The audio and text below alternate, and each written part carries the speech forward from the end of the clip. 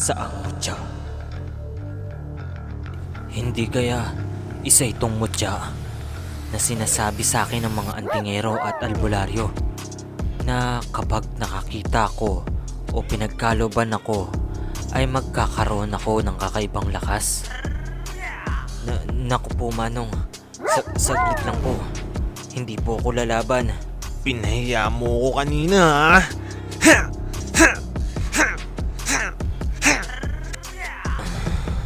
Sinabi ko nang hindi ako lalaban dahil ayoko ng gulo.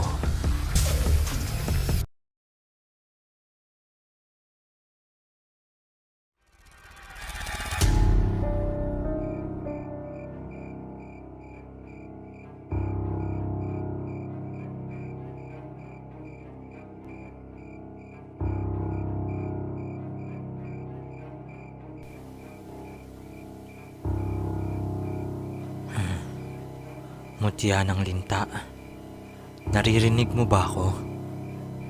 Sana pagalin mo ang anak ni Manong Anselmo. Alam kong naririnig mo ako.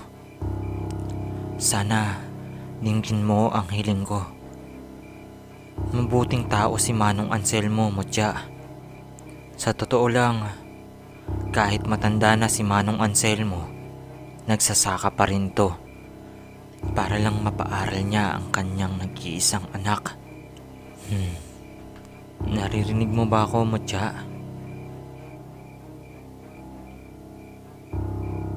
Bigkas ni Mac sa kanyang mutya habang ito ay nakatingin sa kalangitan. Samantala, si Commander ay nakauwi na sa kanyang barong-barong.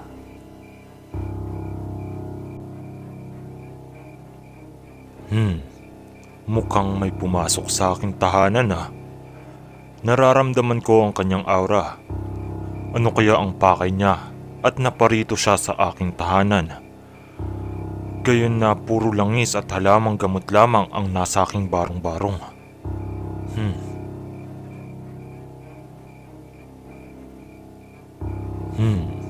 Totoo ba? Ibig sabihin, si Mac ang nararamdaman mong aura na pumasok sa aking barong-barong?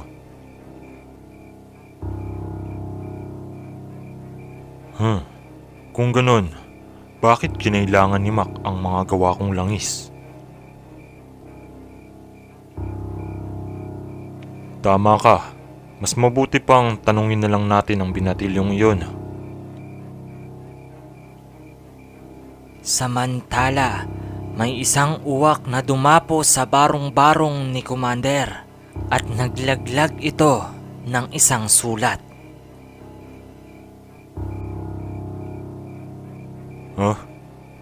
Ano ito?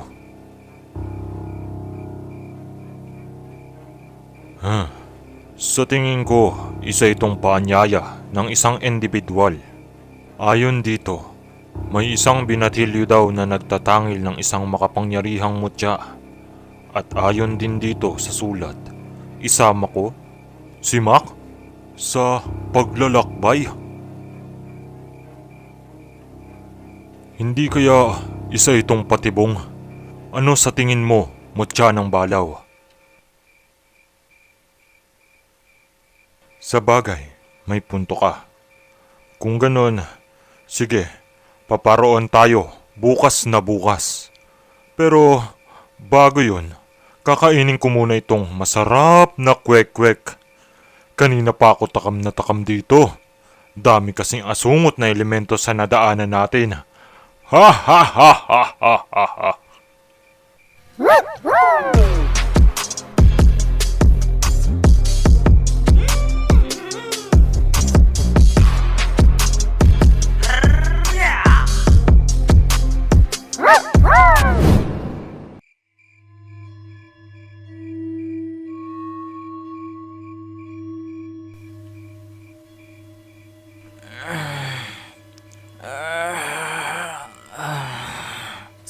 Sino ka?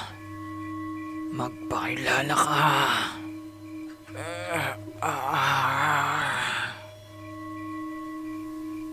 Binatilyo, Binatilyo, Sino ka? Magpakilala ka. Binatilyo, Binatilyo, ako ang mutyang hawak-hawak mo. Naririnig ko ang dalangin mo. Ikaw ang mutya ng linta.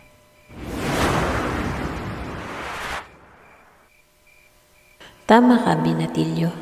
Ako pala si Sakarong. Ako ang diwata ng linta. Ninais kong ikaw ang magtangil sa akin. Ngunit, bakit ako? Nakita ko ang iyong bukal na puso at ito ang iyong nakaraan. Pinili kitang magtangil sa akin dahil nais kong mapabuti pa ang iba. Iba pang mutya na tinatangil ng mga mortal. Anong magagawa ko? Hindi ako katulad ng iba na malalakas at kayang makipaglaban para sa kaayusan. Simpleng tao lang ako. Ang bukal mong puso ang naging kakaiba sa iyo. Marahil ay sa tingin mong mahina at hindi mo kaya ang kapangyarihan na aking taglay. Ngunit nagkakamali ka, Binatilyo. Kung ganun, ano ang dapat kong gawin? Nais kong gampanan mo ang isang tungkulin na inatas din sa akin ng iba naming kalahiang diwata na nakapaloob sa mutya. Nais kong tulungan mo ko, lipunin at pakawalan sa pagkakapreso ng ibang diwatang mutya na hawak ng mga masasamang mortal. Ngunit, Sakarong, iisa lang ako. Papaanong makakaya kong tapusin ang misyong hinihiling mo? Huwag kang mag-alala. Makakasama mo ang iba pa naming kaalyansa na sina Balaw, Umubulik, Mutya ng Apoy at ang Pangil ng Kidlat at marami pang iba. Kung ganon, sa tingin ko, susubukan ko. Pero hindi ko mapapangakong makakaya kong tapusin ang iyong minumungkahing misyon. Huwag kang mag-alala. Narito ako bilang isang kaibigan at isang protektor mo sa bawat misyon na ating tatahakin. Isa sa mga abilidad ko ay ang patibayin ng pangangatawan na nagtatangil sa akin. Kung ganon, maraming salamat, Sakarong.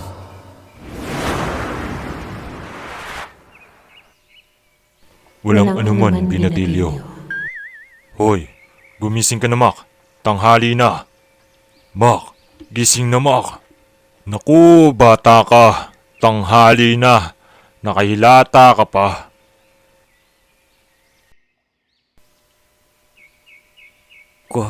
Commander. Teka, Commander. Bakit naparito po kayo? Ikaw, bata ka. Hindi ka nagpapaalam. Kumuha ka lang basta-basta ng mga kagamitan ko sa barong-barong. Paano kung ang makuha mo sinumpang lason? Paumanhin po. Commander, hindi na po mauulit. Talaga, hindi na mauulit. Pero, teka, para saan ba ang langis? Para po sa anak ni Manong Anselmo. Anselmo? Anak? Bakit may anak ba si Anselmo? Ang pagkakaalam ko, walang anak si Anselmo. Ha? Sino yung kasakasama ni Manong Anselmo? Tsaka, ang pagkakakwento pa nga sa akin ni Manong Anselmo, laking Maynila ang anak nito at kakauwi lang nito dito sa Mindoro. Mukhang may kababalaghan yata. Tara, sumama ka sa akin. Hawakan ang aking kamay. Tayo ay maglalakbay patungo kung saan Tayo lang ang nakakaalam. Tara, puntahan natin at para malaman. Saglit lang po, Commander. Kukunin ko lang po ang mutya na si Sakarum. Ha? Mutya? Opo, Commander. Mutya po. Mutya ng linta na aking nasilayan kahapon. Diyos ko, ano bang nangyayari dito sa lugar natin? Nawala lang ako ng saglit para pumunta sa baryo at bumili ng masarap na kwek-kwek. Pagbalik ko, may mutya ka na? Tapos si Manong Anselmo, may anak na. Ano pang kineme ang hindi ko pa nalalaman? Ano po yung kineme? Ano nga ba yun? Narinig ko lang yun sa baryo eh. Kaya ginaya ko. Ganun po pala, Commander. Kineme.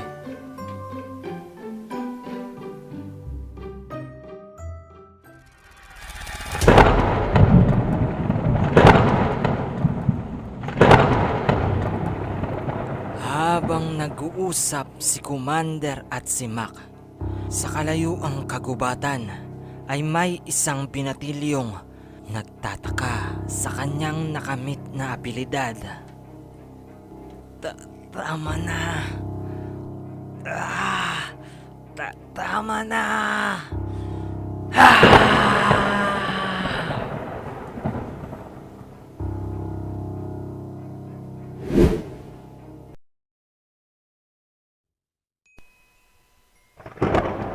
Mga kamandirigma, maraming salamat po sa lahat ng nanood ng episode 2 ng Ang Mutya. Maraming salamat din po pala sa mga tumutok ng aking compilation ng episode 1 to 5 ng Teryo The Beginning of Adventure. Tsaka mga kamandirigma, nais ko lang po ihayag sa inyo ang tungkol sa Tree of Life kung tawagin. Ito ang sequel and storyline ng Tagapagbantay at iba pa.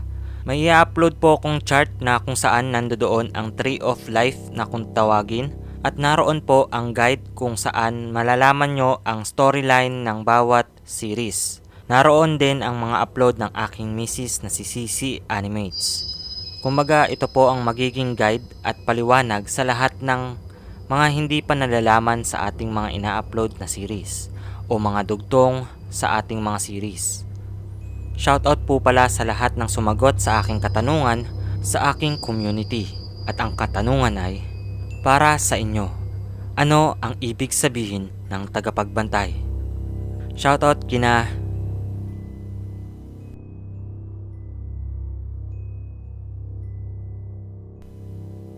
At shoutout na rin sa ating mga kamandirigma na sina Christine Raimundo, Janino Basira, Aldren Katamko, Zeki, Gemma Vistas, Elsa Malabanan, RJ Gomez, Manuel Dorado, Annabel Lindogan, Tarzan from Bicol, Renz Pililio, Christian Nopre, Kiefer Lance Crisostomo, Jonasa Bing, Sonny Tukay, Skylin, JR Becere Vlogs, Manuel Cañales, at Ray Sauro.